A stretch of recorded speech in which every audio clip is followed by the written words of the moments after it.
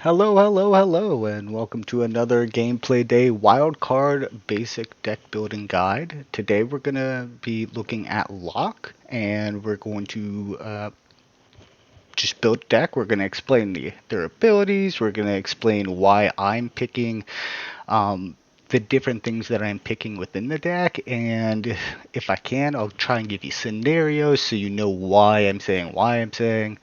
Little forewarning, this game, as during the making of this video, is still in development. None of these things are final. Everything can change.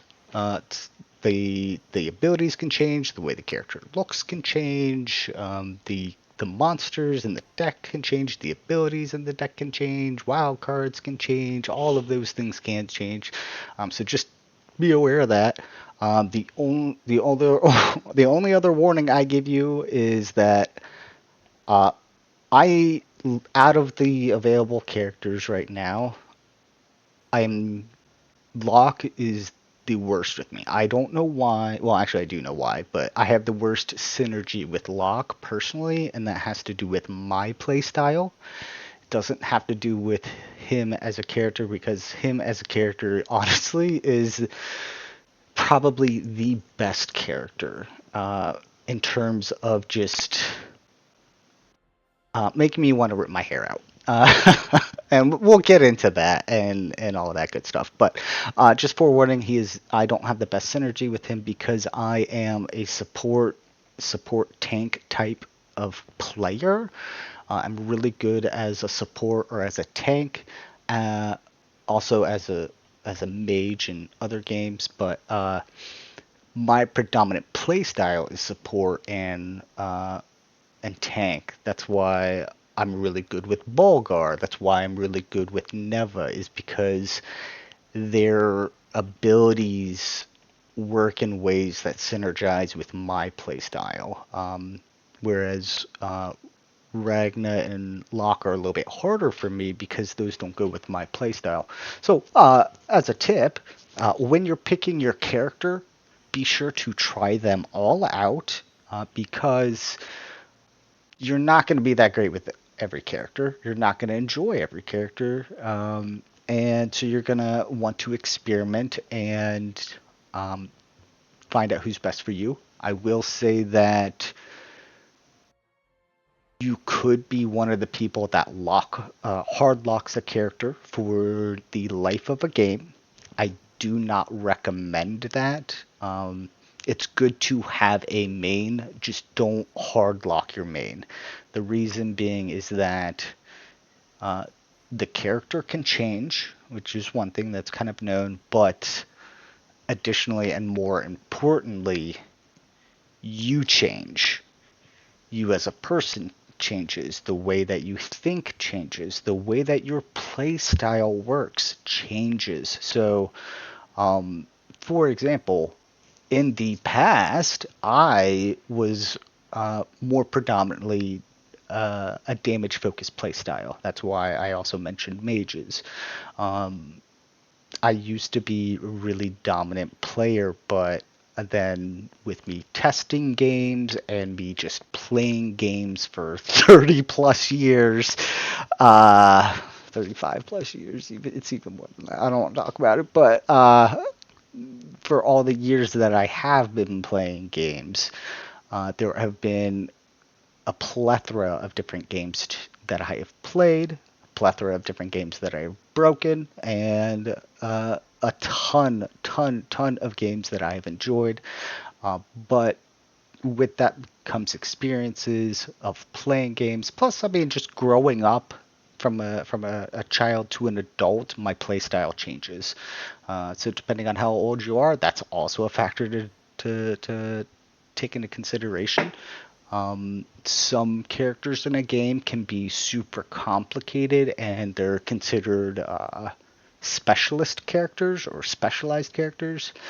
For younger folks, not all of them, but a good part, we'll say, not a majority, but a good part, have a difficulty with that.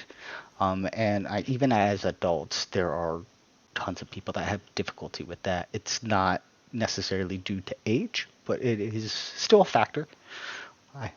So just try out all the characters. Make sure that you try them out periodically. I would say, just in my personal opinion, maximum of 6 months. You could do a minimum of 6 months, but I think a maximum of 6 months is fair, because I mean that's 6 months. That's half a year. If you've only been playing one character in a game for half a year, I understand that you are probably, for your MMR level, you're probably the bane of everyone's existence. That's totally fine. You do want to be that. I just also recommend periodically checking in with the other characters, because you want to see if you're actually doing really well with a character. Another example is clicking. In Overwatch, for example, for the longest time, I could not play Mercy. Do not judge me. Don't judge me. I know, because Mercy is the easiest character to play, and she is a support. It was just the way her kit worked. It didn't click for me on how to best utilizing the power buff with her abilities, and for the longest time, I could not play her. I could not. Every match, it was horrible. I felt really bad for my teammates.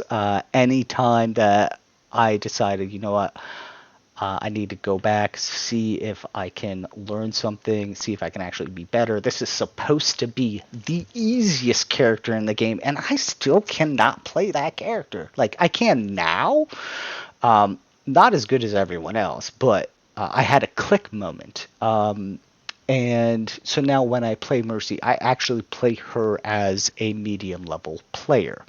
Uh, so before, like, I was not putting out a lot of healing. I was not doing a lot of like dodging. I was dying a lot. I wasn't able to get off revives.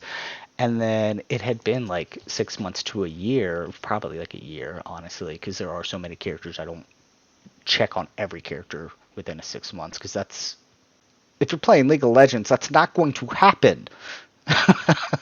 I'm If you have to be playing an astronomical amount of League of Legends to be able to accurately and effectively uh, check in with every character in that game. That's like a 4-day constant process for each character.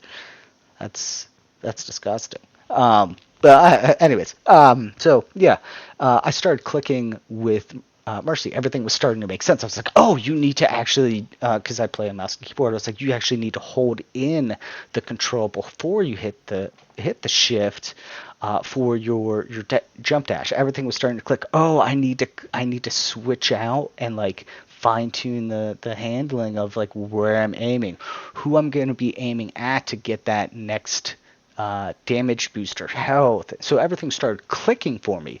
And Overwatch had already been out for 2-3 years. Like, so this was not like when the game was coming out or anything. This took years.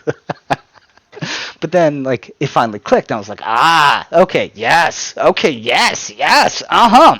we go. So you do want to check in with all of the characters. You want to make sure that you also understand how those other characters work, because those characters do change over time. Your experiences playing as that character may not be as valid anymore.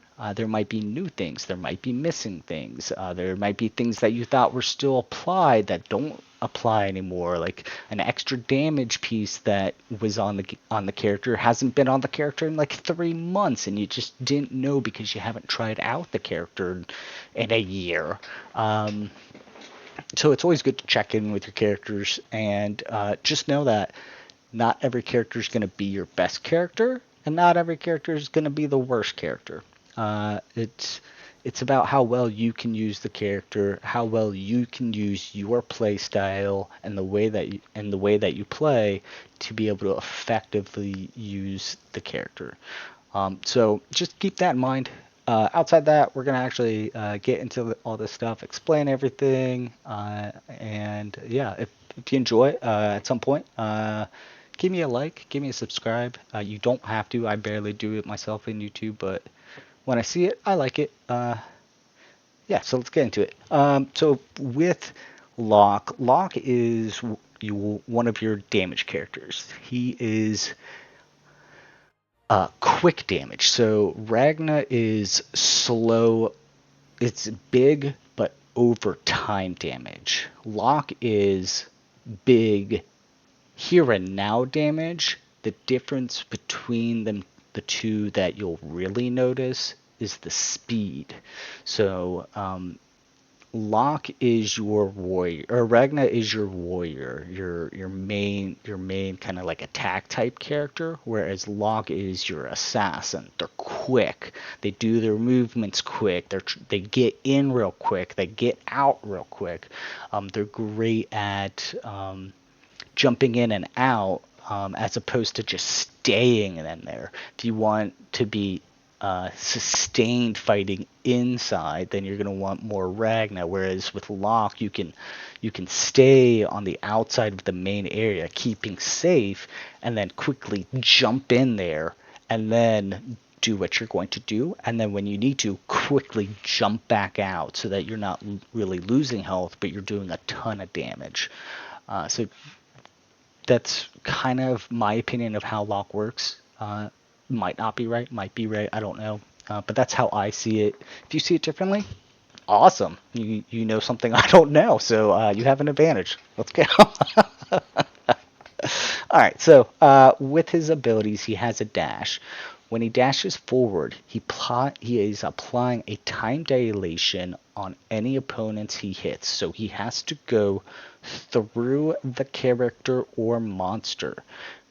And then what happens is they slow down. They aren't able really to move. The player themselves in the real world, obviously that doesn't affect them, but the character, the frames are going to be slowed down. So if they were like jumping in the air, they're jumping in the air. So it slows them down. It takes time for the physical actions within the game to actually come about. So like they're slowly throwing their arm. They're still going to do the same amount of damage if they hit you, but the arm's moving a lot slower, so you can just dodge it, or you can do what locks do and then just start punishing the player. Just getting in like 2, 3, 4, maybe 5. If you're really, really good at it and quick with it, with your planning, get in a 6th, a 7th. If you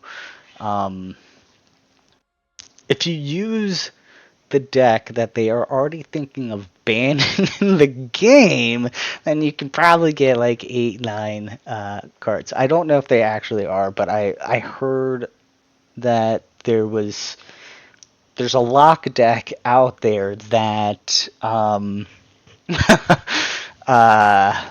is it's not cheating, but it cheats the opposing team from being able to enjoy the game. That's it doesn't actually cheat, but it does cheat the opposing team to of being able to actually play the game and enjoy the game. So, um, yeah, we might build that deck. I don't know. I might show you that deck later as far as what I understand the deck has in it. We'll probably do this. So please do not build the deck. If you want to try the deck, I get it. I understand it. I'm not gonna stop you. I don't think anyone's gonna stop you. It's just when you play that deck, do not keep playing that deck. If you want to play it 1 or 2 times, sure. If you are on a massive losing streak and you just want to make sure that you actually get a win, sure, I get that. That's my personal opinion. I get that. I understand that. I personally, someone who does not work for Wildcard in any way, shape, or form, just wish that you don't abuse it and you don't consecutively use it, because it ruins the game for everyone. That's not fun. That's not okay. The whole point of playing a video game is to enjoy the game. It's not about winning, it's about enjoying the game. That's why I'll say, like, I will enjoy losing a game because I'm enjoying the game. That's the entire reason that I play. Oh, well, started playing video games. Secondary reason I play video games is because I like testing video games, and when I test video games, if I can break the game, dude, I love it. I love it. If I can break a video game and make sure that when the game gets released, it's not broken for other people, like, yes, let's go. Other thing I like about testing video games is gray box environments. There are no colors. There are no textures per se. You have your shapes. Your characters can be colored and stuff, but like, it's incomplete maps. I don't know why, but I love gray box maps. I love them. They're great. Okay, so so yeah, we'll probably be building the band deck, but we'll see. All right, so yeah, you have for their chrono swap, you have to go through the opponent to be able to apply time dilation. They'll slow down. That'll give you a chance to either escape or do damage. Then you can focus that person because they can't really defend themselves. So you can focus them. You can start attacking them. We'll get into the deck part later. There's actually the non-broken part of their abilities that you can use that actually applies better stuns, prolonged stuns. So you'll effectively keep them from being able to defend themselves for longer. Their kind of special ability is that when you jump in the air, if you have enough distance, you'll be able to just essentially float. You'll do the Iron Man hover when you're the best way to put it. It's not the actual Iron Man hover because you don't have beams and stuff. It's not a rip-off, I can tell you that much. It's the best way to explain it. So you'll hover, and while you are hovering, you can attack, and you can summon, and you can, I believe, even dash. So it's very good for engaging and disengaging battles and players. Their sidekick, which is Volt. Volt strikes attacking each nearby opponent. So let's say there are a ton of monsters on the field, but they're kind of broken up. They're not all right next to each other, but they're all close, kind of. It's like it's just got broken up a little bit. They were all squished together. They just all broke up. Players are running, so they're kind of diverting their attention, walking away. You can get into the center of that and then use Volt, and Volt will do a AoE area damage. It's the lightning bolts that you see that come down and strike everyone. That's Volt. He's electrocuting you, and he does it in an area. So it's a great AoE ability. It's very helpful for finishing off running away players that have low health. It's good for damaging a group of monsters and or players for better utilization of getting damage in while you're engaging. Let's say you're retreating, you only have 20% health. You got a player running after you. They've got 50% health. They're in distance of Volt, but you're still ahead of them, and you're actively running away. You hit your Volt, and then boom, they're at 30% health. You kind of have two options there. You can continue to run and get the regen timer timed out so that you can start regenning health, and then you can either continue to run or you can re-engage because they were just hit X amount of time, but it was after the last time you got hit, so you were getting the regen timer before him. Then you can re-engage them, or let's say they were at 50% health, they're running after you, you used your dash to get a little bit of distance, but they're still in distance of Volt. Pop that. Now they went from 50% health down to 30% health. You have 20% health.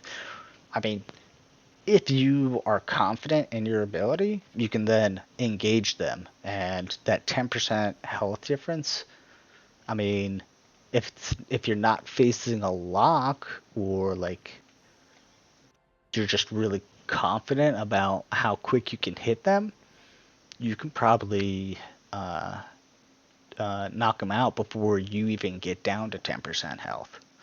So there's a lot of versatility in how you can use Volt. You can use them defensively to hurt a group or area, or discourage someone from continuing a push, or you can go on the offensive and damage defensive area, fleeing players. So if you're running after a player, you just use your dash, they just use their dash and kept the distance, but it's still in distance of Volt.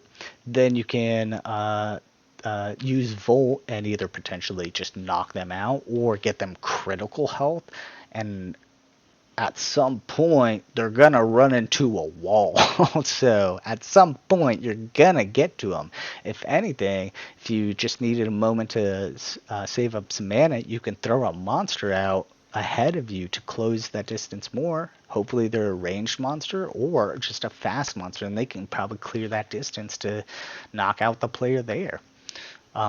So Volt, very, very versatile, very useful. Don't hesitate to use them. I see a lot of people use them, and it's effective. So don't shy away from that.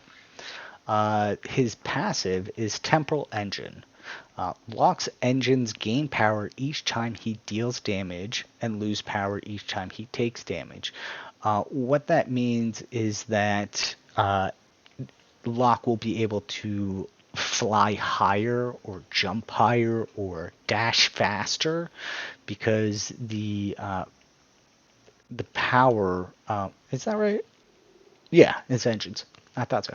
For a second it made me think it was his attack. I was like, wait, that's not what that was. That's not what it should be, last I remember. But anyways, so you'll be able to jump higher, you'll be able to dash farther, you'll be able to float higher up in the air, farther away from people being able to get to you.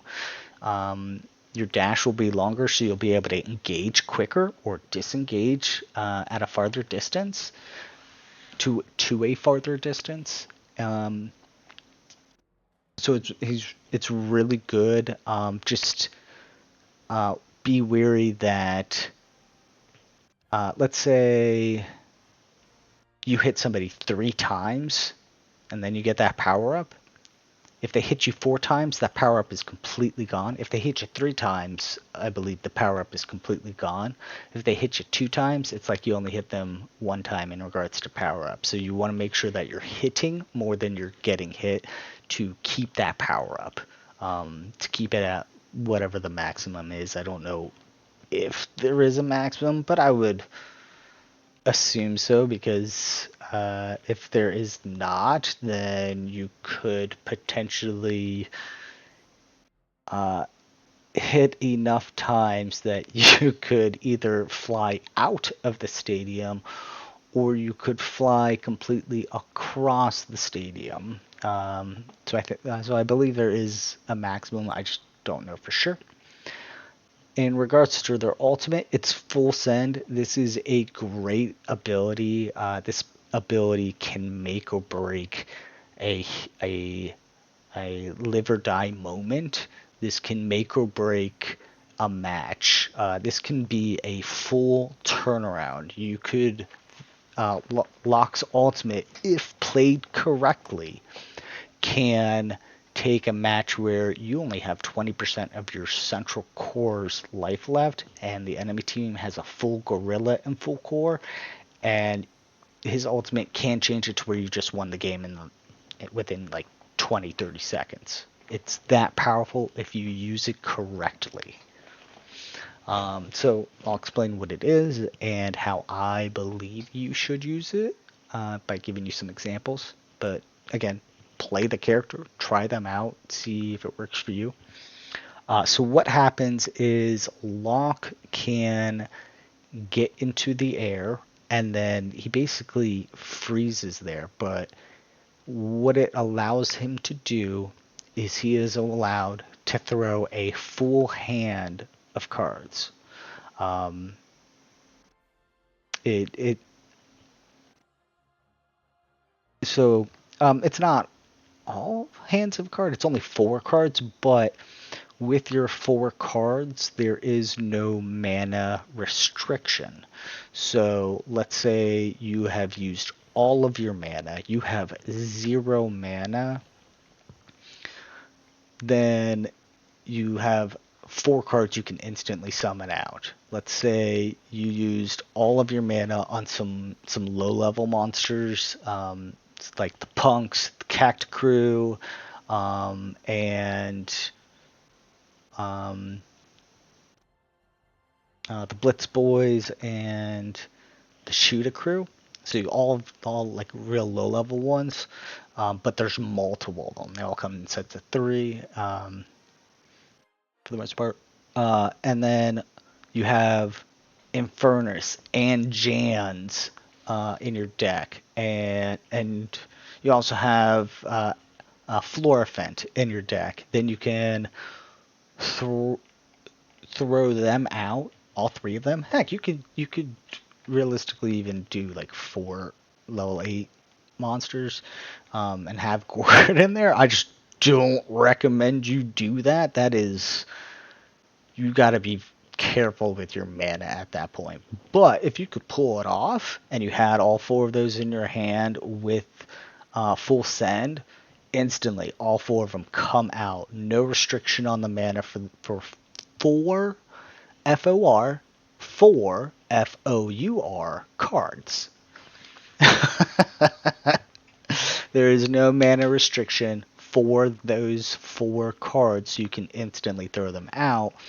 And what I have seen players do is they will do a normal push and get to the enemy's core. They'll knock out the gorilla.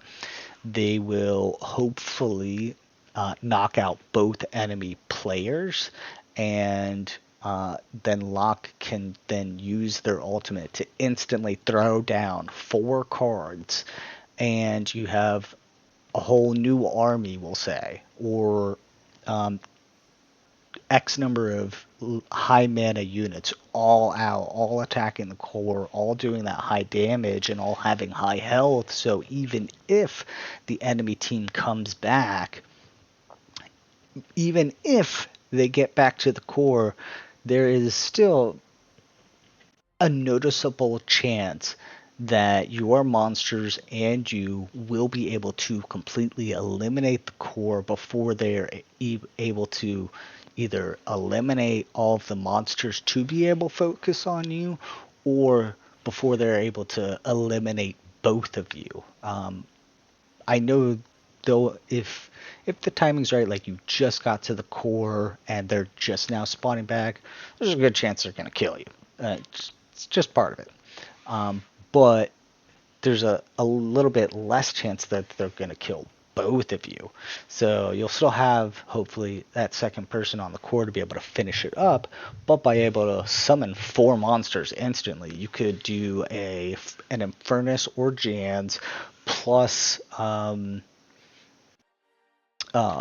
Buckshot plus Deadeye if you really wanted for those rage damages, and they all do really good damage, or all 4 of those do really good damage. You could summon out all 4 of those, they will start to do a lot of damage to the core. It won't be quick because they're not quick attack monsters, quickly attacking monsters, but they're all heavy damage. So if they're all just attack, attack, attack, it's going to knock out that health real quick. Plus, if you are in there and your teammate is in there, you're even knocking the health down faster. And then if your teammate also has the ability to summon more monsters, then you're getting even more monsters on the core, so that health will go down very quickly. His ultimate is second best in my opinion. It's probably the best actual ultimate in the game, but it's second in my opinion. The current ult I like is being able to transform into a bear. I wish and I hope that in the future, Werebear has a little bit more utility, but for the utility that they currently have, it is enjoyable. I enjoy it, especially when you just like all of a sudden you just see a bear, a two-legged bear appear out of nowhere, and arms coming out with claws on them, just bum rushing. Like, what are you gonna do? What do you do in real life? You run. You run for the hills when you see the bear. Oh my gosh, because Werebear is not a black bear. Werebear is not a bear you can scare. Werebear is a brown bear, from what I can see, or a type of brown bear. And brown bears, you can't reason with a brown bear. Realistically, you can't use an elephant gun to kill a bear because their skulls are massively thick. If you ever do get in a situation with a brown bear, um, honestly, if you can run, you can try. I don't think it will work. Uh, you, you're gonna have to play dead, maybe, but with the understanding that regardless of what's gonna happen, you are not going to get out of that situation uninjured. Brown bears will mess you up. It's not a territorial challenge thing that you can do with like black bears, where you can make a lot of noise, where you can scare them. Brown bears do not care about that. Brown bears are like, I am here. This is my area.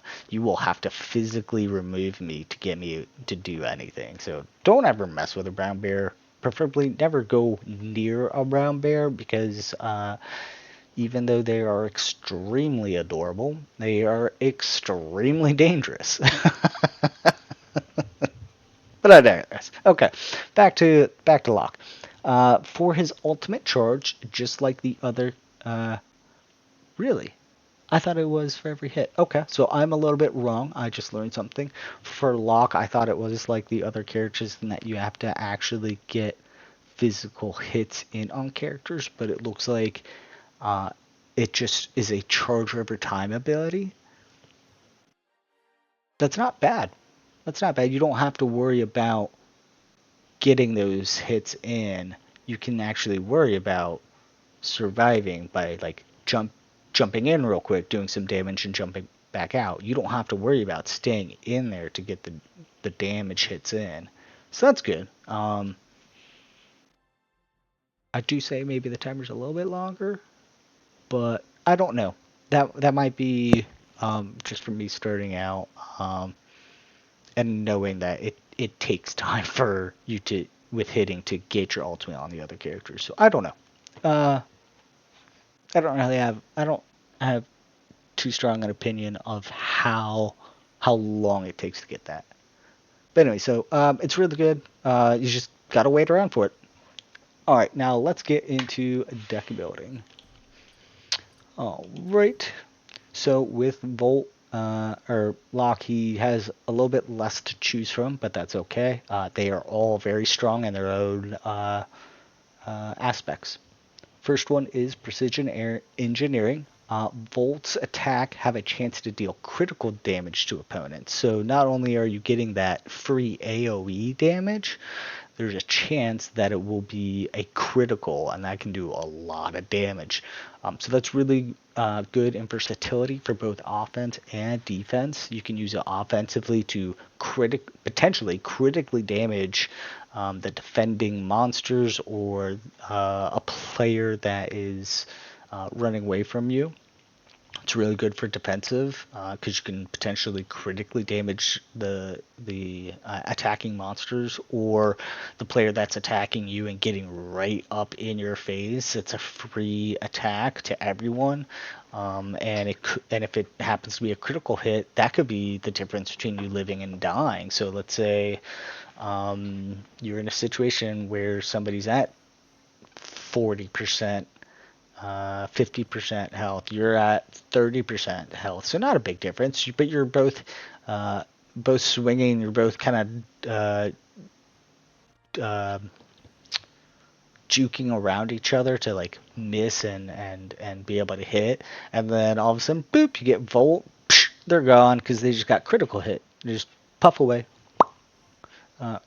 So good utility, good versatility. Temporal discharge. Basic attacks have a chance to apply time dilation on the third hit. I recommend this.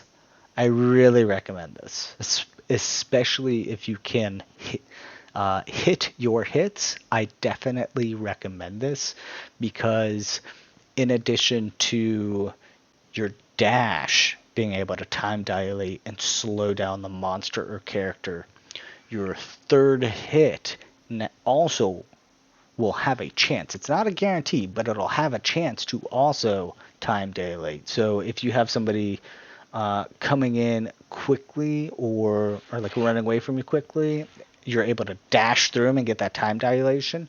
It's going to last for like a second or two. You can get in 1, 2, 3 hits, maybe 4 hits, but that third hit, there's a chance it's going to time dilate them, so it's going to reset that time dilation counter. So they're going to be slowed down for even longer. And if you're able to get off like 6 hits, that's 2 chances of having that effect hit. So it's really good. I recommend it. It's going to be something that when it does go off, you're going to enjoy it a lot. So I recommend it. Dial it in looks like, oh, you dirty dogs. Okay. Okay. So dial it in means that the time dilation effect is increased on your dash, so that's going to last even longer. Okay. Uh, so that is a really good pick. I will say that. I don't know why they only put it as a silver, but that's okay.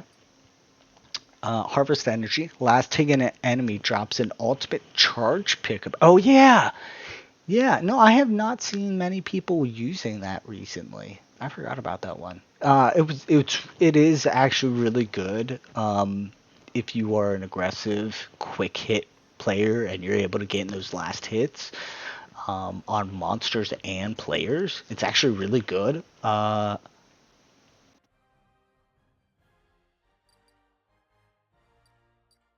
You can put that in there. I don't know. That's a good one. That is a good one because I've seen them. It drops like Neva's ultimate charge, only it's got like electricity inside of it, I believe, or they're electrical bubbles. They're a bubble with electricity going down the center, if I remember. That's really good.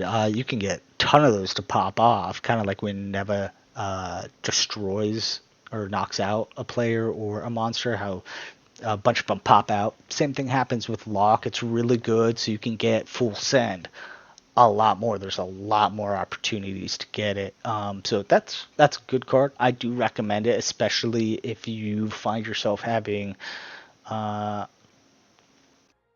a need for your ultimate more often. It's a good pick. Let's see here. Blur. Ooh, I didn't know about that one. You gain an overshield after using a dash. That's really good. That's good for engaging and disengaging. That's a really good card.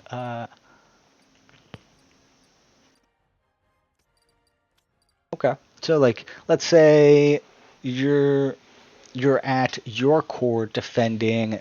The enemy team has an Infernus out. They have a Goret out. They have a ton of low-level cards out, both ranged and defensive. You're at like half health, and you've only got like 2 mana right now, and your deck doesn't have any low-level cards out available to you right now. What you can do is you can dash in there, time dilate a bunch of the monsters, potentially even the characters, depending on how you aim. And then, because you dashed, you've got an overshield. So even though you're at 50% health, 20% health, 30% health, 5% health, doesn't matter. You've got that overshield. You've got that protection. You've got that shield where they have to knock that out before they can even have to deal with your health bar itself. They'll have to deal with that bar first. So that's really good. I recommend that. That's great for engaging. So you'll engage, you'll time dilate everyone, you'll have that overshield even though you're low health, and you'll probably be able to knock out one of the opposing players. They won't be able to summon in more monsters then. So that's really good. It's also really good for retreating because you can get that distance by doing the dash. And if, let's say, you're at 20% health, the enemy player has full health, they're coming, they're not going to stop. You'll be able to get that dash off. Hopefully you can do an air dash, jump up in the air, hover, dash, and then you'll have even greater distance away. You'll have that overshield for protection. So if there are range playable characters in the future, you'd be protected by that, but you're also protected by any of the range characters that are in the game right now. So that's really good because your overshield will be different than your regen because you're going to have that 10-second timer, but you're going to have that overshield. So even if they keep on hitting you and resetting the timer, the cooldown on your dash is gonna be going down, but you're not losing health. You're losing your overshield. So that's good. That's good utility both offensively and defensively. I really recommend it. Nick of Time, ultimate charges faster. That's good. Really depends on if you wanted to have like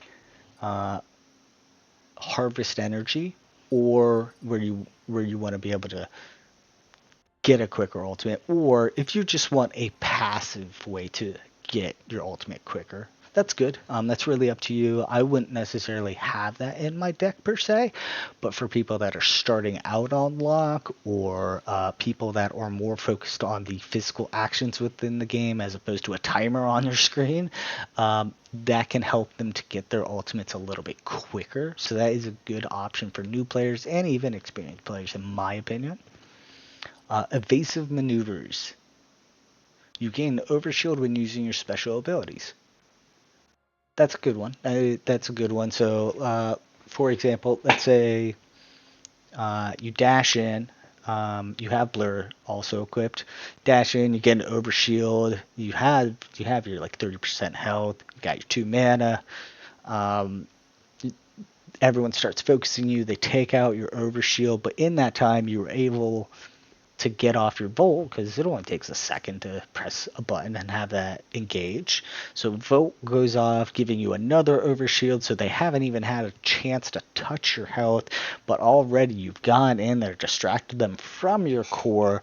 They haven't been able to damage you, but you've been able to damage them. It also gave your dash some time to cool down, so you're like, okay, I've overstayed my visit, but I did my job. Now my teammate is revived, and they've got a full bar, so they're running out to the core, ready to summon up their biggest monsters. You can jump float, potentially even jump, flip, dash out of there, get another overshield, and able to like back out for 10 seconds, maybe throw in a card or two from the outside while the health regen timer starts going down. So that's really, really good anytime you use an ability. So I wonder if that applies to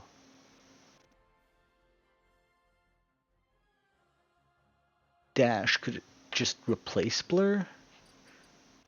I mean, because dash isn't really a special ability.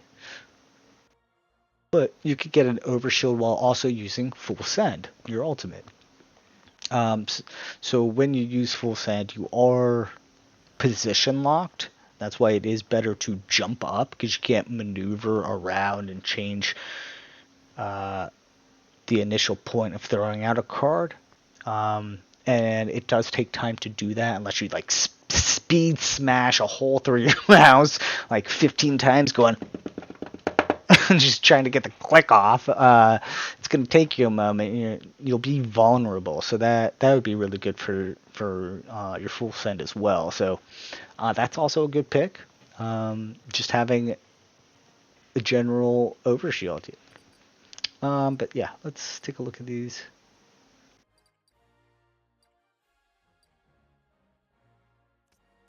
What I want.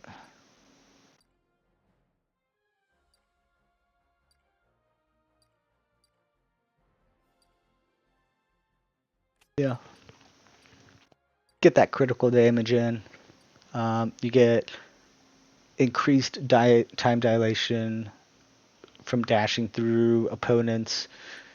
You have the chance of getting the time dilation attacking. So just with this alone, a good scenario is like, let's say you're chasing an enemy player who's retreating after having just attacked your core. You just spawned back. All of their monsters have died. They don't want to engage on your core anymore. They want to retreat back.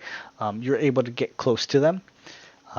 Just with these alone, you could dash through the player and then start attacking them and get in 2, 3, 4 hits.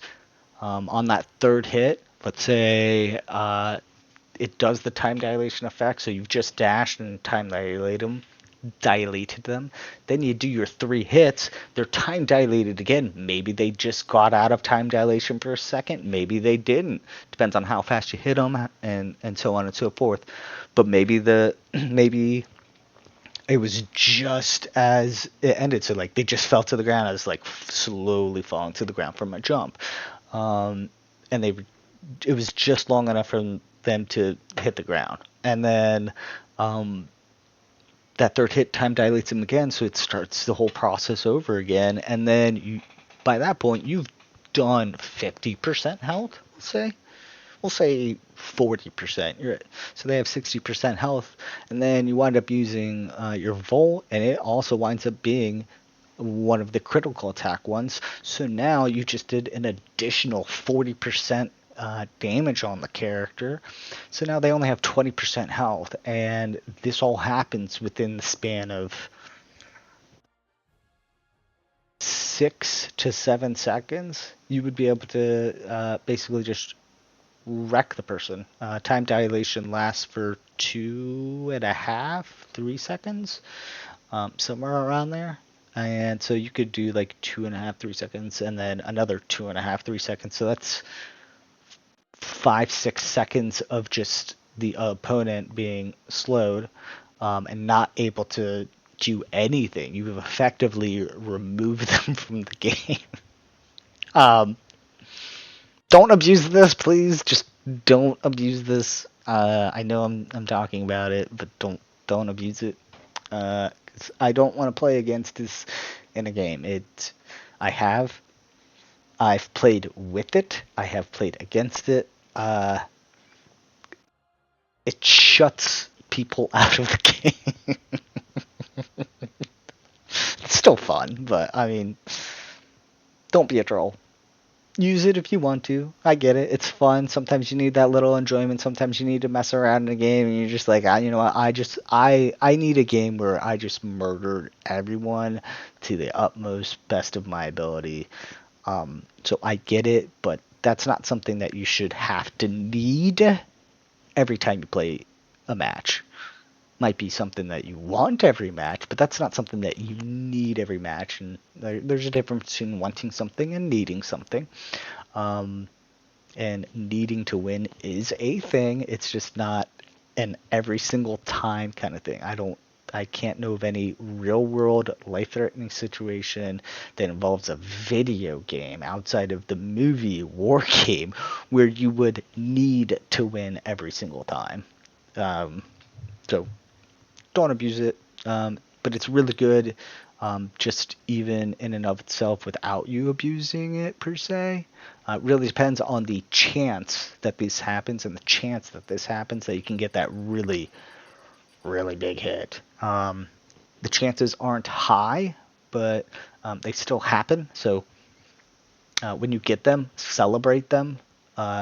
If you happen to be getting them a lot in a match, like way more than normal, something might be wrong in the game for that match, or you might just be extremely lucky.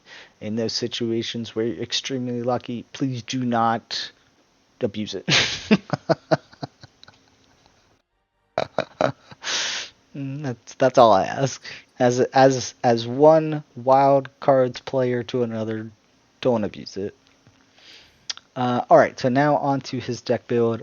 We are going to do this a little bit more themed to him. So with this, you want to get, I would say, Fling Shot.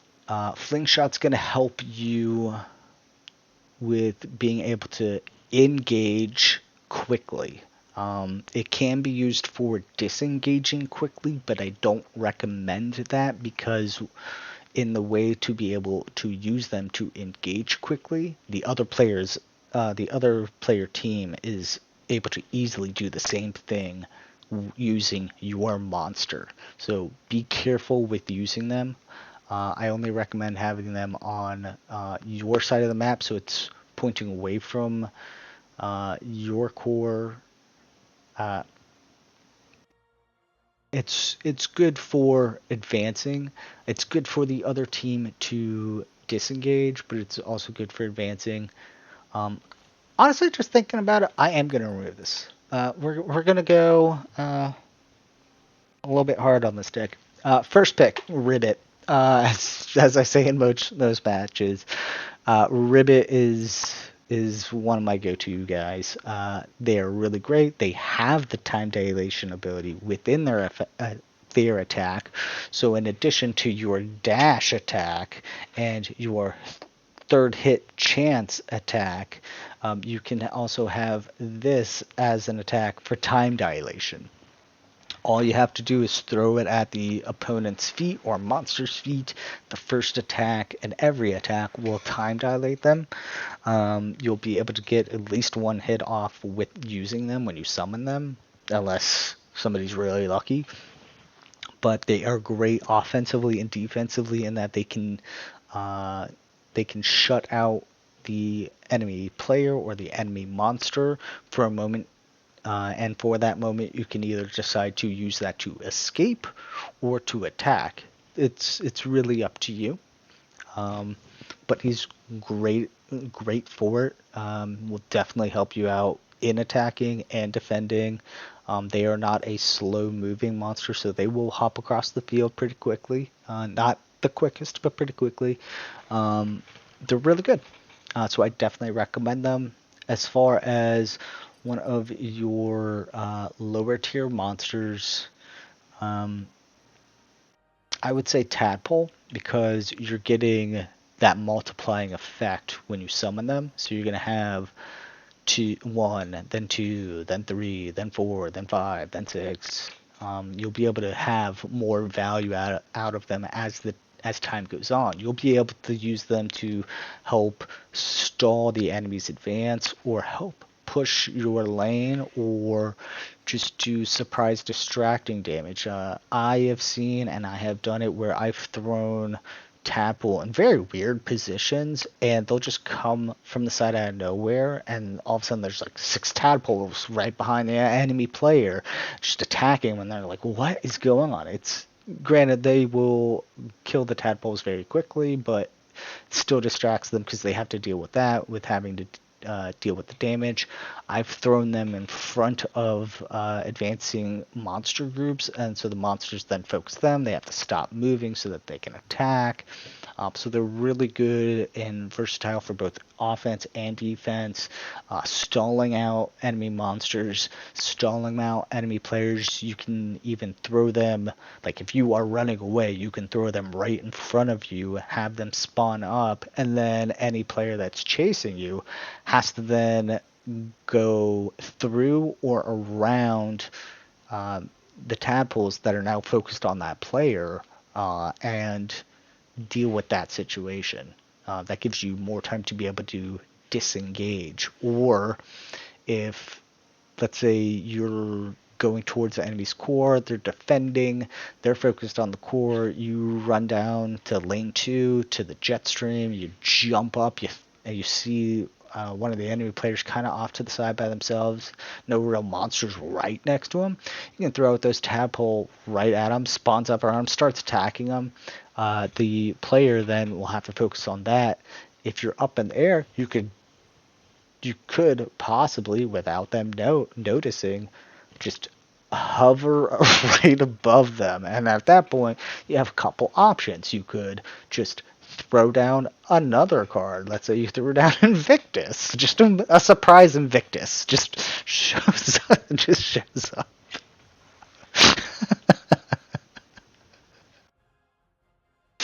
Oh, I'm sorry, I'm just imagining Invictus just like bursting out of the ground with lava, screaming, and like a player just screaming at the top of their lungs like a small little girl child. Just ah! um, but you could do that, or you could let go of the hover and go down and attack them. You can even use Volt while in the air, so you could do an attack on them without having to actually move anywhere and staying in their blind spot. And also, you can use full send, so the enemy will hear it, but they won't, for at least a moment, won't know where the heck it's coming from. It's so that's a way that you can use them as well as a distraction, so that you're able to move around and get a better position on the player, or defensively and keeping them between you and the player, so the player has to deal with them or they have to deal with getting hit. Another recommendation is Lump. Lump is going to be really, really good for you.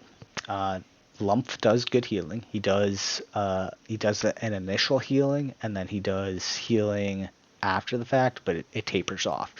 Um, so when you are engaging in fights or disengaging in fights, you just have to throw them out, and then in an area around them, not a large area, but an area around them, they will heal any players or monsters in that area. So it's a great AoE heal that you can have in your pocket for a rainy day. The great thing with Locke is, even though Locke is pretty squishy and has less health than, let's say, Balgar, and has less defenses than Balgar, uh, he can supplement his health with a lump. Let's say he's engaging in there, he's gotten in a good couple hits, but now he's at like 60% health, and he doesn't want to get out of the fight right now. He's still in the fight. This is an opportunity to be attacking the core. Him and his teammate are lost health during the initial push. The enemy team is about to revive. They've got like 3 seconds left on the timer. The core, you just now got to the actual core part. You're at like 95% core health. You're like, they're about to spawn back. We need to protect our team and get our health up. Just stop for a split second, throw out your lump, boom. Everyone in an area around lump, they just got healed. And then they're also going to get some continuous healing. So it's great for that. You can also heal your teammates. So if one of your teammates is low on health, like let's say you're flying high up in the air and you notice that your teammate is low on health, you can throw lump to land where they will be, and the lump can heal them upon summon.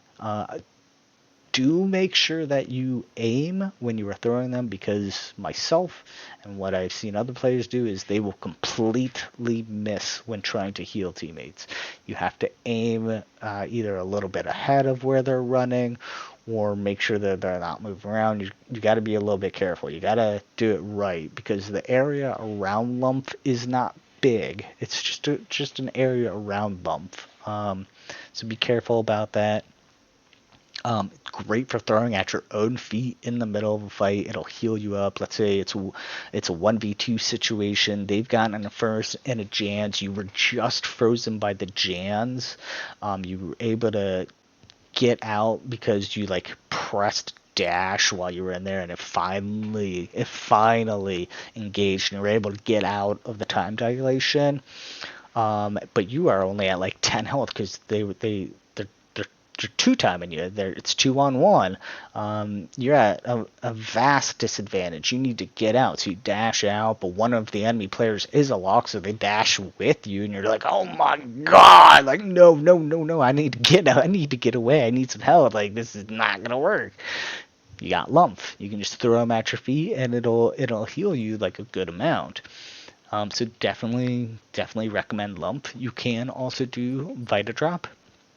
Vita Drop is good. He's kind of like Lava Drop, but instead of like an AoE area damage, he does Lifelink. Lifelink is where the damage or percentage of the damage done heals. So it's going to heal your teammates and you. It'll heal in an area around Vita Drop specifically, though. Brock has it too. So you get healed when they damage. So and they don't do a lot of damage. As you can see by this chart where it says it's 0.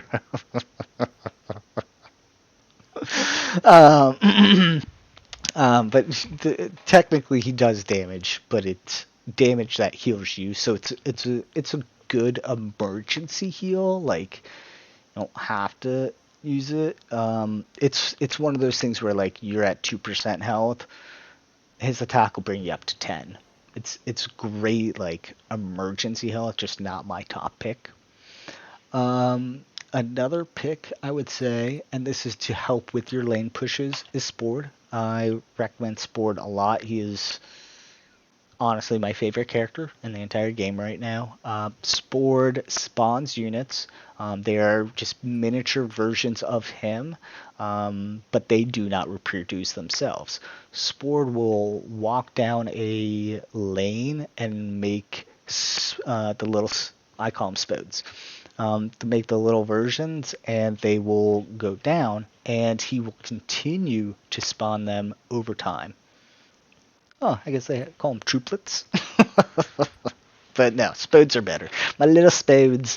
And so he'll spawn them over time. So if you, for example, and what I do a lot is I will spawn them on my side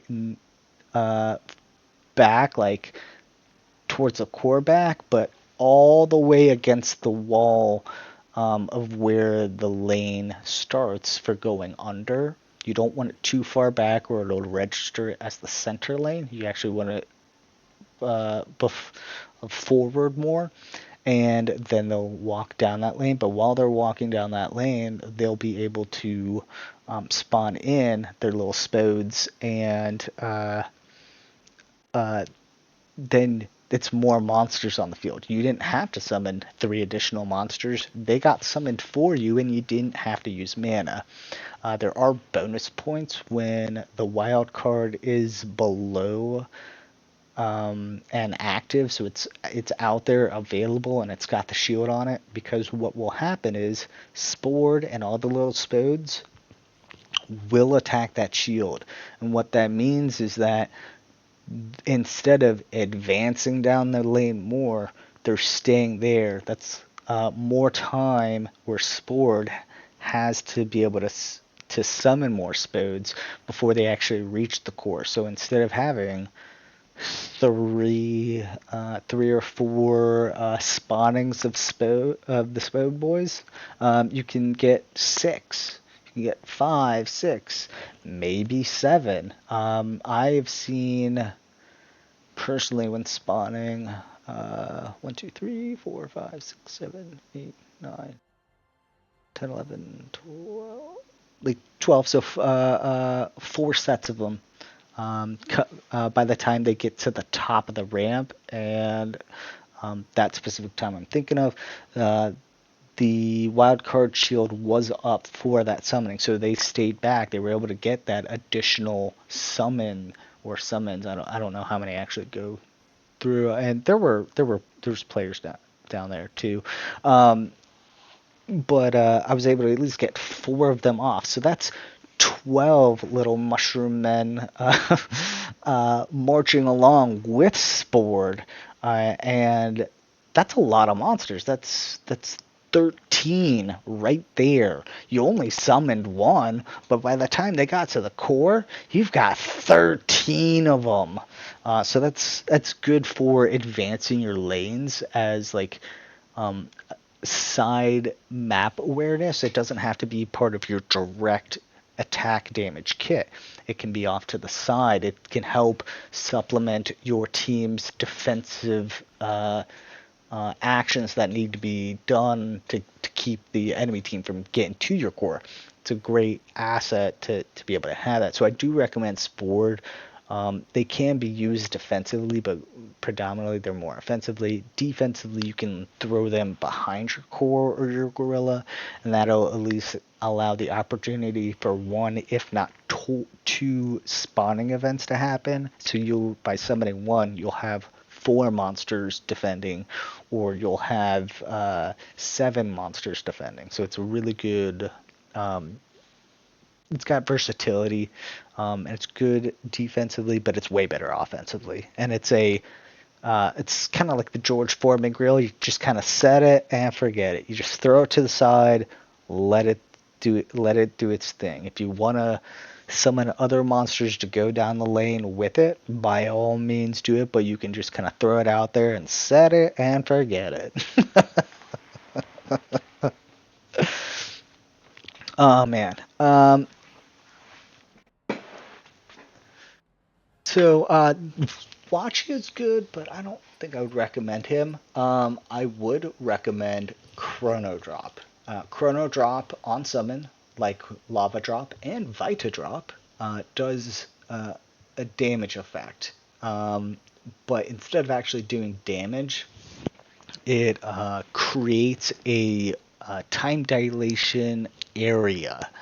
So it's a time dilation bubble. It's pretty big. It's as round as the Lava Drops AoE attack and the Vita Drops AoE heal area. It's just as large as that, but it also goes up and down. So be wary of that. You can get caught even jumping in the air above it, or potentially going below it. I believe. I just can't visualize if I've seen from below when it's used, but I've seen it from above. I've gotten caught above jumping and other things.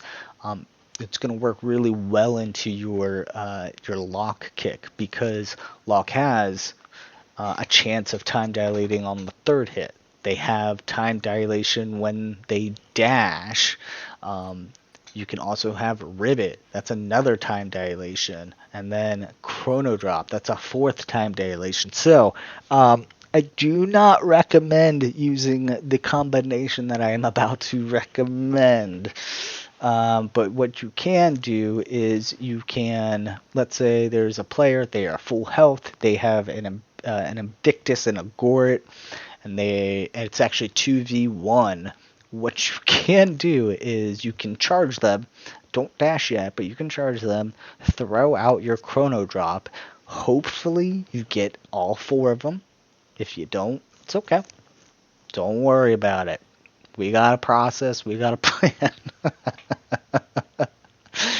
you're gonna at least get one or both of the big monsters. You won't have to worry about them, or you can just focus them if you really want. But I only recommend focusing them if you have gotten everyone. And even then, I don't really recommend you focus the big monsters. You want to get the players so they can't summon more monsters.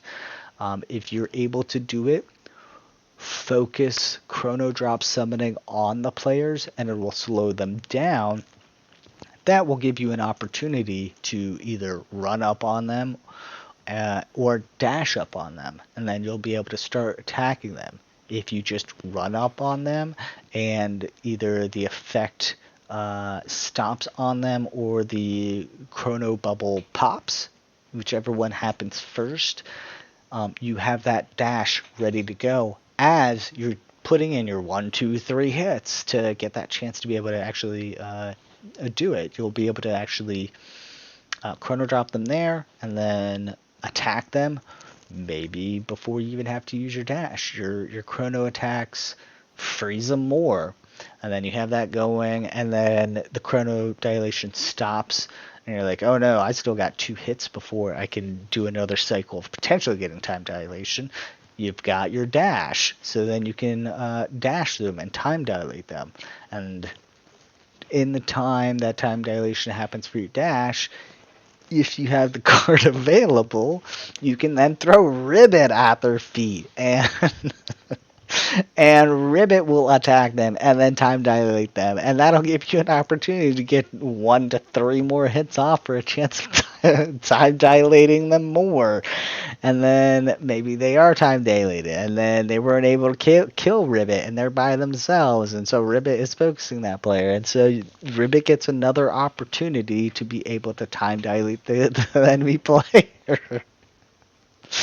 So you got a couple more hits that you can get in. Hopefully you get the time dilation, or your dash time dilation ability is back.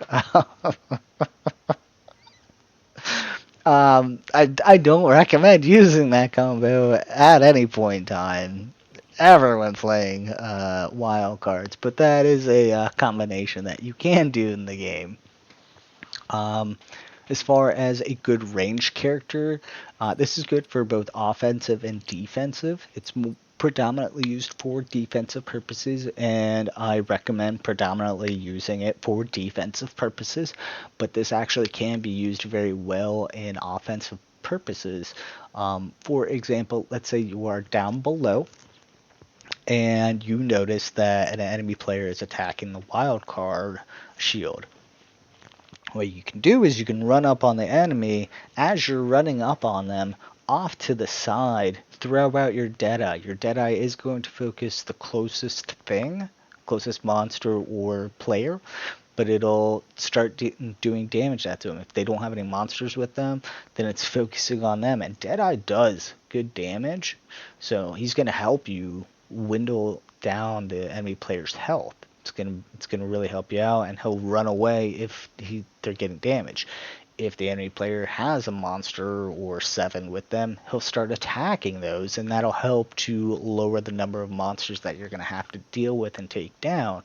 So he's good for offensive, but he is vastly better for defense because he is a stationary. He won't push the lane, but he will defend a lane or defend the core, and he'll stay where they are summoned outside of being attacked and having to run away. So they're a great option. For example, let's say you're pushing the enemy core. The enemy team just revived back. They're all focused over by the core. There is one player that kind of went to the side either by the fence or by the downward ramp, and they're all kind of by themselves. You can throw out Deadeye. Deadeye will start focusing that person, and Deadeye can knock out a player. It'll take a couple hits, but they can knock out a player. So you can have Deadeye dealing with one of the players that is trying to defend their core, or if they're just alone, you can throw them out a distance ahead of you. It'll take them a moment to prepare, but they have a ranged attack, so they'll be able to attack the player while they're still running away.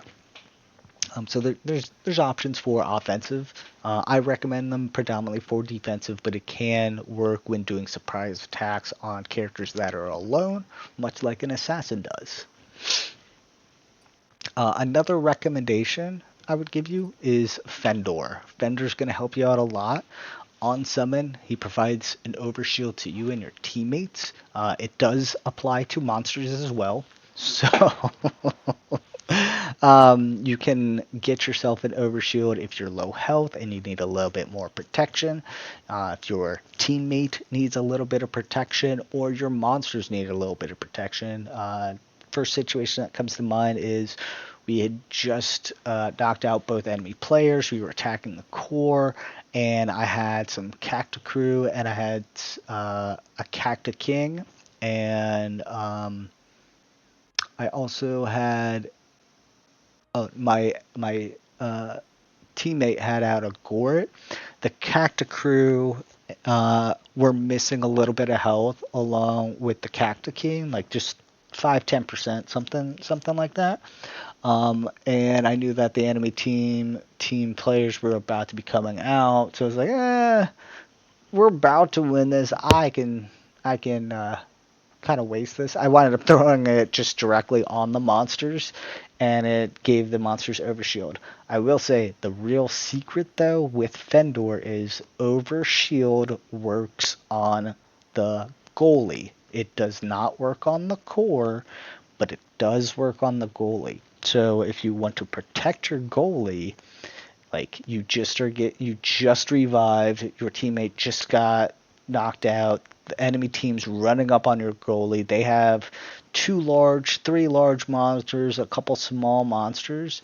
You have 2 options. You can either just throw out Vendor directly at your goalie and give them an overshield, or you can summon out several monsters from low level to high level, whatever you have, whatever you are able to summon out, and then just make sure that you have 3 mana for Fendor. Throw him out at the end. All of your monsters and your goalie will have full health and an overshield. That's really great for defensive purposes. It can also help out your teammate staying alive. It can help out your teammate's monster staying alive, but it also helps out you. So if you jump into the fray and you're really low health, you can just summon Fendor, get yourself an overshield. That'll help you to be able to disengage. Or you can, for whatever reason, summon Fendor before you actually engage, so that you have that overshield before you even get into the fight. I would recommend using it during a fight as opposed to before the fight. I think it's more versatile as a surprise. Oh my gosh, what is that blue light? And then you have an overshield and you're already running away because they're wondering, what monster did you just summon? Is it a big monster? Is it a small monster? Why is there a blue light? What's going on? Oh my gosh, it's Fendor. You got an overshield. Okay. By that time they even have thought all of that. It's been a second or two. Gives you perfect opportunity to start running away or be able to dash out. If you have your time dilation dash, you can slow everyone down as you're running away with your overshield and 2% health. So there's great versatility there. Let's say you're at 30% health and you feel like you are going to eliminate a enemy player's 50% health, so you're hungry for that knockout. You charge up on them. You do your dash, and then all of a sudden the enemy's teammate comes up to you, and they've got full health, and it's a Neva. She's ready to go. She's got the Fists of Fury just with your name on it. You're like, oh.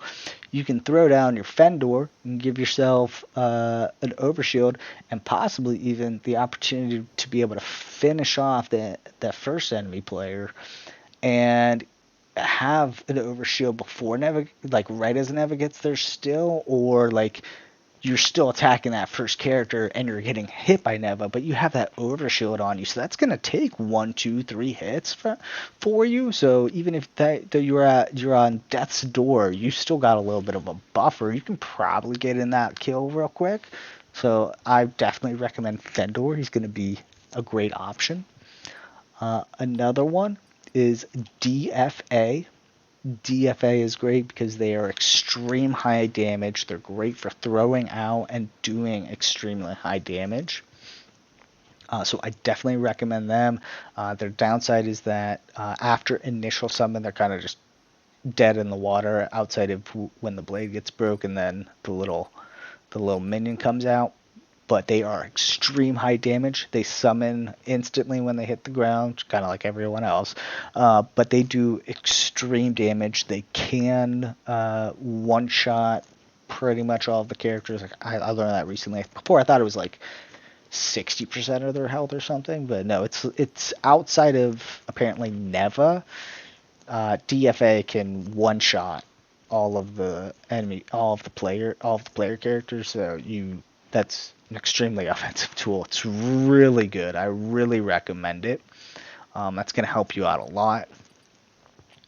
As far as a big number card, I recommend Jans. Jans on summon does time dilation, so it's another time dilation. Plus, they can attack from a range. So I you can do a lot of damage with Jans. It's not my favorite pick. I just feel like his attacks are too slow. The time dilation bubble, it's good. I'm just not a huge DTB user myself. Time dilation bubble. No, TDB, a TDB. I'm not a big fan of the TDB. I just don't use it that much. It's not my playstyle. It's very effective and it does a lot of damage. It can be extremely annoying at times too. It's just not my playstyle per se. But I do see them a lot. So what you can do is, let's say there's a big fight in the center of the center lane, the top lane, and enemy team's got out a Florfent and a Goret, and they have out a six-pack of tadpoles all grouped right next to each other. You can throw out the Jans on top of it, and then it's going to create a time dilation field, just the same as Chrono Drop, and then begin to attack. They're going to have that large health pool with the time dilation ability. You'll be able to throw them out ahead of you, or behind you, or right at your feet, wherever you need it, to summon that time dilation field. Let's say you just threw down a Chrono Drop, you were not able to get your time dilation dash. You've tried three sets of 3-hit combo, and the chance of time dilate didn't happen. You were at 5 mana before, now you finally got up to 8 mana. You have a pseudo Chrono Drop that you can use either for escaping or engaging. So it's very versatile. It will charge down lane. It has a ton of health. It does good damage. It's range damage. I feel like it's a little slow, but it's a high number of damage, so it's good. It kind of balances out in that respect, because they have to charge up the cannon to do their ranged attack, we'll say. That's why it's kind of slower. But they're a really good pick, and they'll definitely work into your abilities of being able to third hit time dilate, dash time dilate, summon dilates. So it's very good. For the last card, I would say you could go Sky if you're afraid somebody's going to time dilate you. If you're in a tournament, definitely build a deck with that. If you know of any good locks, or if there's a lock that's better than you in a tournament, you can use that to kind of counter their ability to effectively play lock.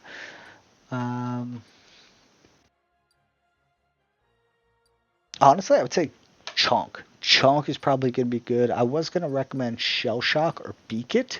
They're both really good ranged characters, but I'm going to say Chonk. The reason I'm going to say Chonk is that Chonk taunts opponents. So anytime a monster gets within attack range of Chonk, they will focus Chonk. They won't focus any other monsters. They won't focus you as the player. It doesn't matter if you're closer to the attacking monster than Chonk. They'll focus Chonk. Chonk's whole job is to taunt and draw away the monster's focus, so that you can actually focus on what you need to focus on. So he's great. He has really good health. He's not really a damage character. It's all about having high health and taunting and drawing the attention away from you. or your monsters. He's great for if there's like a group of monsters that are more powerful than your group of monsters. You can throw out Chunk and divert the attention away from the other monsters onto him, and while that's happening, that allows your other monsters to attack the enemy monsters or to attack the enemy player or what have you. So very versatile, great for defense. You can plop it right in front of your core or your goalie. All of the monsters will then focus Chunk. They won't be doing damage to your core. They won't be doing damage to your goalie. Offensively, you can throw it right next to the enemy's core.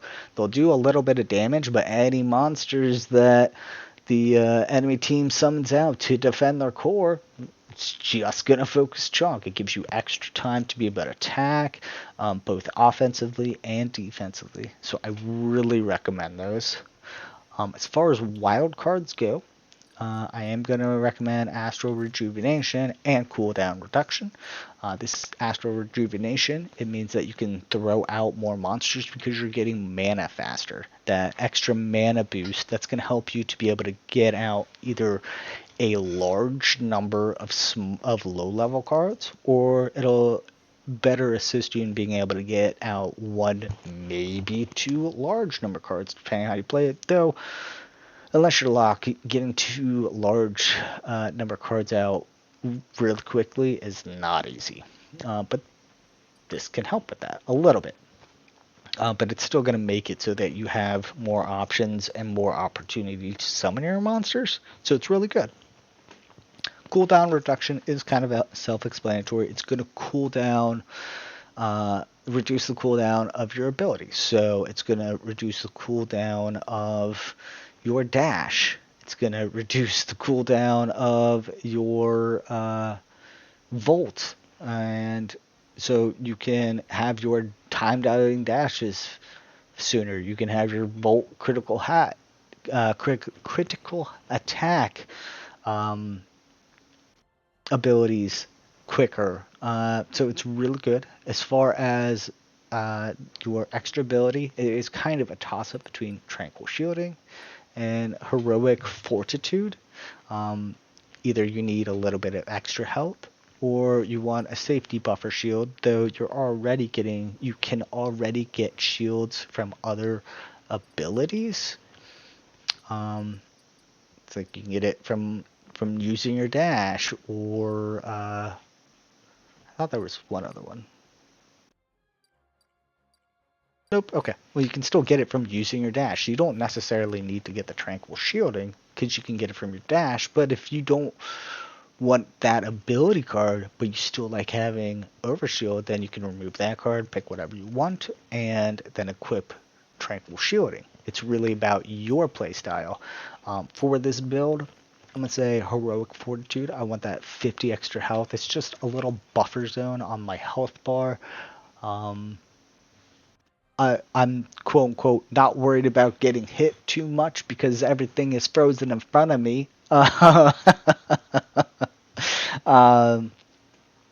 So yeah, that's my personal opinion on that. Now let's talk about what the Forbidden Deck actually is, just so that you know. It is basically this. You want to basically use all of your abilities and all of your summons to freeze out the opponent.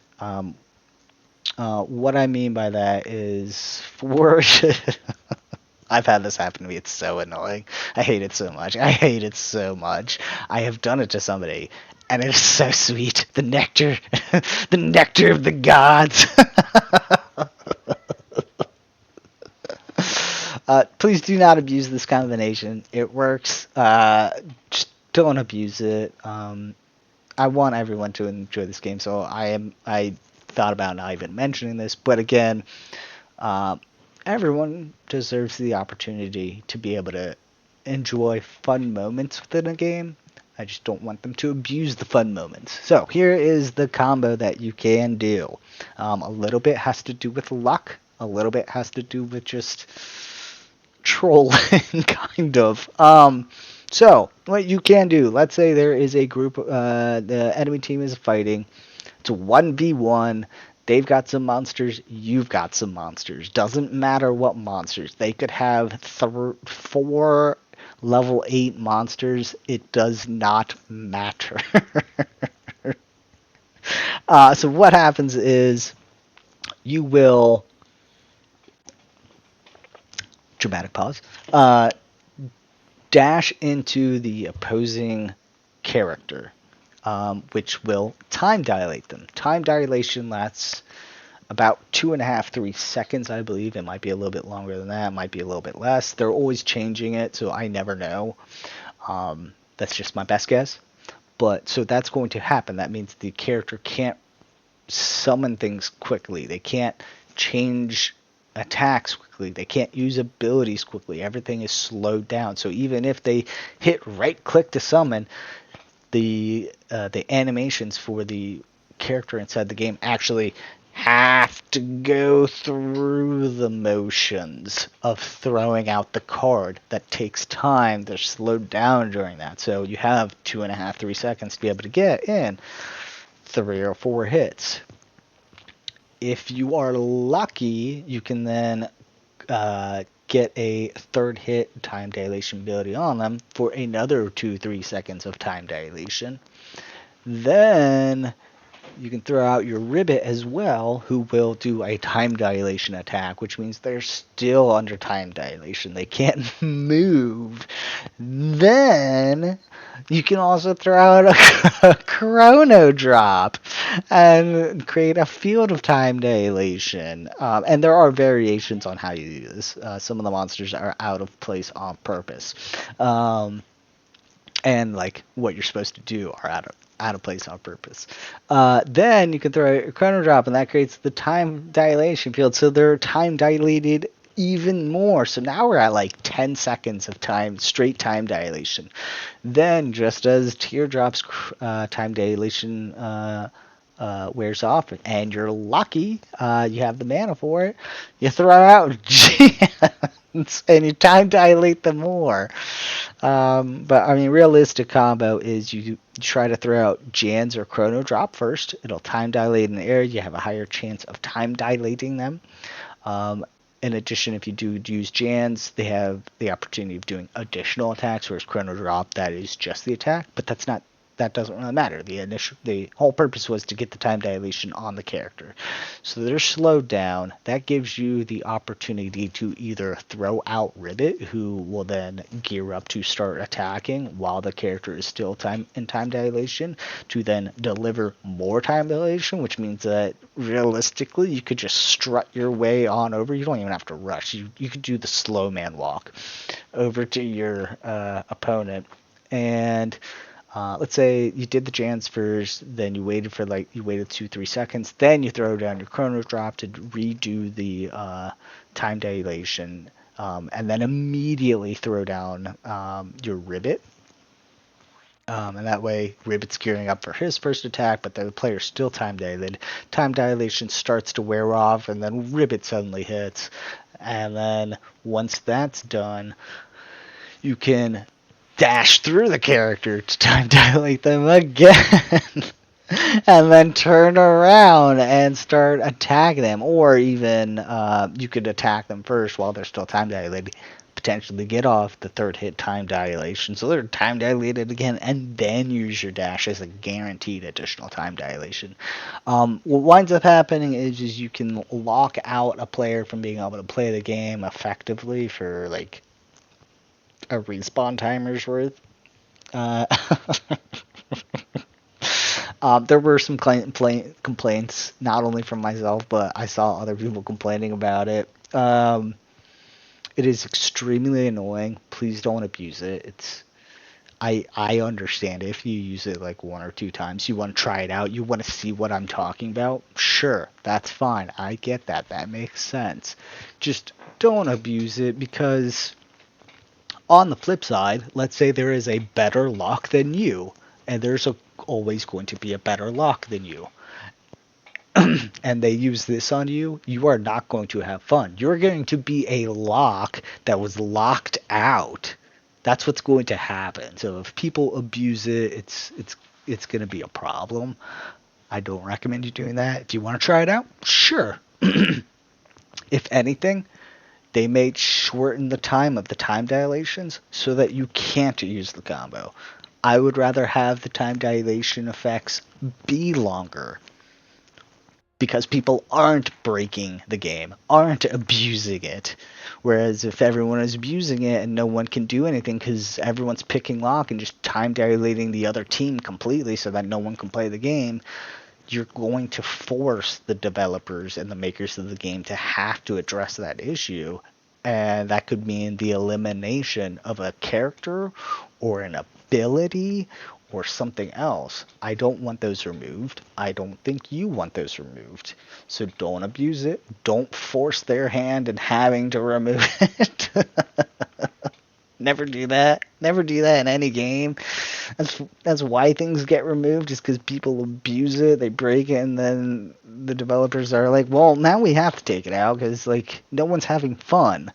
Don't do that. Please don't do that. That's my only recommendation. But again, this is my lock guide. This is actually a lot longer than most of my guides. But I hope you enjoyed it. If you did, please like and subscribe. If you don't, I totally get that. I never subscribe to anything. It's what it is. But if I see it, even if I see the that you watch the video, I'll do a little woo woo hoo hoo, and throw my hands in the air like I just don't care, and all that stuff. But yeah, this is the lock deck. There's the Forbidden Lock combo, and enjoy the game. Experiment. Not everything I say here will work. Things will change in the game. My playstyle is not your playstyle. You need to build things to your playstyle. So if you are more defensive trying out Lock, maybe get more ranged characters. You could take out Fendor and put in a Beacon, or you could, let's say you're not really feeling the tadpoles, you could put in the Shooter Crew. Or if you feel like Chunk isn't that good, you could put back in Fendor, or you could be cheeky and put in a second high level card, or you could do fire damage. It's really up to you. It's about your play style when you're picking these cards and when you're picking your abilities. All I'm doing is giving you a rundown of what I think would be good, what I think works for my play style. If these things can help you out, that's great. If they can't, I don't know what to tell you. At least you checked it out. I hope you get something out of this. If we play in a game, I hope that we have a fun game. I hope that you enjoy the game, win or lose. And until next time and every time, be safe.